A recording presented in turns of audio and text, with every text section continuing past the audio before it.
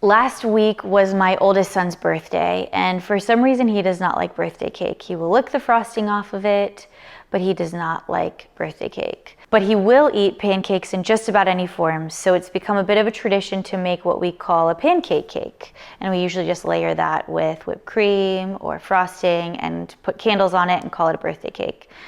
This year I decided to kill two birds with one stone and make a little bit more interesting recipe out of it.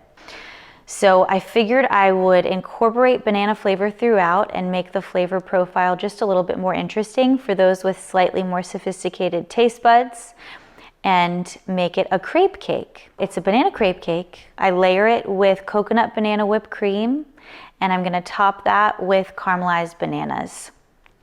For the batter, I'm gonna use cassava flour because I prefer to eat grain-free whenever I can, but if that's not something you're worried about, you can just use any other gluten-free flour blend. Just make sure it doesn't have sweeteners, baking soda, or salt already added into it, because we are gonna add those in to make sure that we get the crepe consistency that we really want to achieve with this. I tend to make about 12 or 15 to create the cake. You can make more. What I like to do is save the remaining batter in the fridge to use for crepes the next morning for breakfast. Also killing two birds with one stone. And then I layer it with the coconut banana whipped cream. I like to use canned coconut cream for that, just one can, and I refrigerate that first. If you cannot find canned coconut cream, you can use canned coconut milk. You'll just want to use 2 cans, refrigerated, and take the fat, the solid portion that has settled on the top of the can, and use that and drain out any liquid that's left. And that will give you a nice thick whipped cream alternative. And then I'm gonna make caramelized bananas to go on top.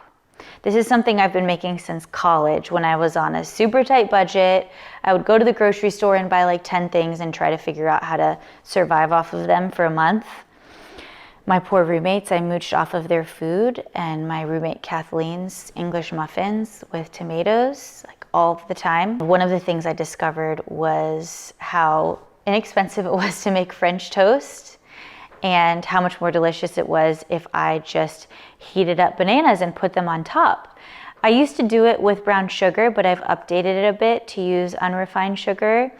And I make these with maple syrup and coconut sugar. And then I put those caramelized bananas on top of the crepe cake, and it just makes it more interesting, more beautiful, and even more delicious.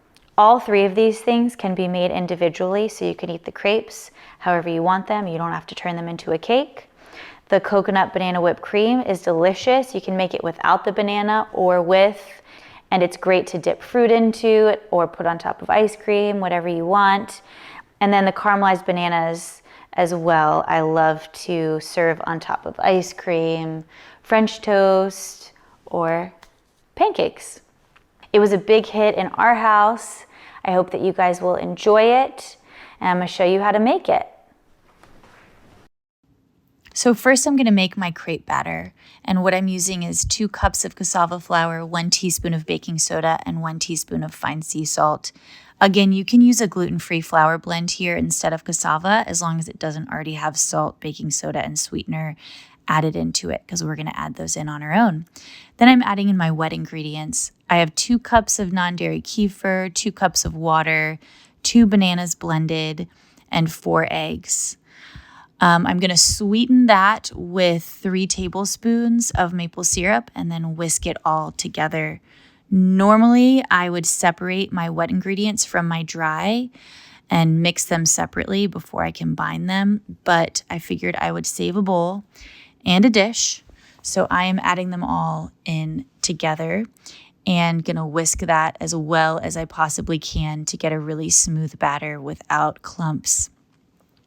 I like to use this right away because I need to use it right away, but you can easily make this the night before and keep it refrigerated overnight.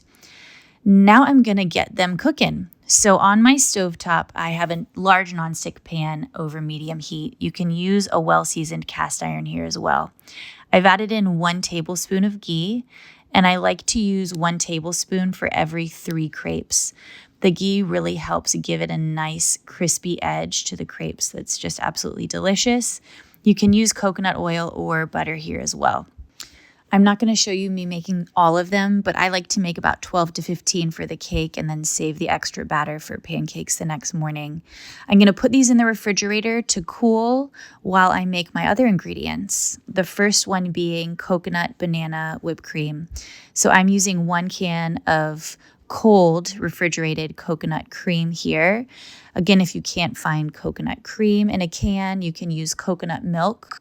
Just use 2 cans of it with the liquid strained. And then I'm adding in 1/4 teaspoon of fine sea salt, 1/2 teaspoon of vanilla extract, 4 pitted dates, and 1 banana. And I'm going to blend that on a high speed. I didn't get that on camera, but I like to blend it, refrigerate it while I wait to use it, and I'm going to make the caramelized bananas. So I have the same pan here. I've added in 1 tablespoon of ghee. You can use butter or coconut oil as well.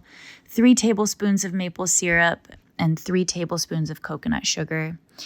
I am going to take my bananas after I whisk that all together and slice them in about 1/4 inch thick slices on the diagonal. I just like the visual of them being cut diagonally. And I'm going to add in a little bit of salt that I forgot into that bubbling mixture of sugars and ghee. I'm putting in 1/4 teaspoon of fine sea salt, which just really enhances the sweet flavor, and believe it or not. And I'm going to add in my bananas. I like to let these cook for about 3 minutes on each side to get them really nice and caramelized and almost crispy. It really brings out delicious flavor in the bananas.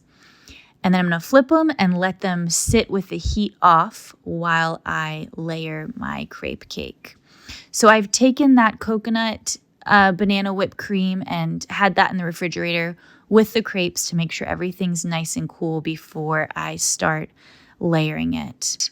Otherwise, the whipped cream melts and it is a disaster. So I like to use these crepes just in whatever shape they turn out, which is somewhat organic. But if you want a really clean cut looking crepe cake, you can easily take a plate or a small bowl with a nice edge and cut each of these so that they're the same size. But I'm going to use them organically. On each one, I scoop about 1 to 2 tablespoons of the whipped cream, followed by another crepe. And I'm basically going to do this until I use all of the whipped cream and every crepe and have a decently tall crepe cake. I am then going to take my caramelized bananas that have been cooking in their delicious sweet sauce, and I'm going to pour the entire thing over the top of this cake. Now, this can be served right away, or you can keep this in the refrigerator for about an hour or 2 until you're ready to use it. I like to slice it just like you would a cake in wedges and serve it up, and I hope that you guys will find it as delicious as we have.